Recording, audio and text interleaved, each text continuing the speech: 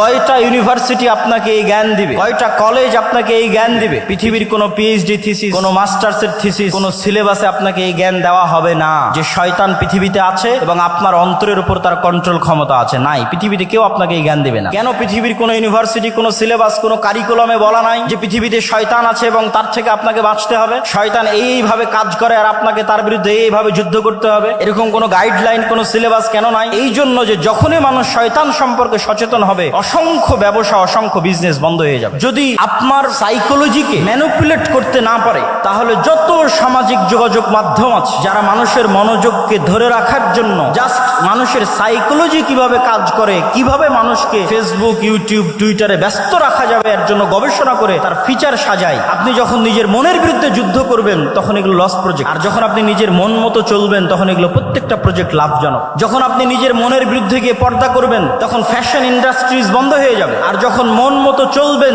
তখন fashion ইন্ডাস্ট্রিজের business চলবে। এরকম প্রত্যেকটা ধাপ আছে যা শয়তান ম্যানুফ্যাকচার করে রেখেছে পৃথিবীর মানুষকে ভুলিয়ে রাখার জন্য। কি ভুলিয়ে রাখবে? সালাতের কথা? জি না। শয়তান আপনাকে কি ভুলিয়ে রাখবে? সিয়ামের কথা? জি না।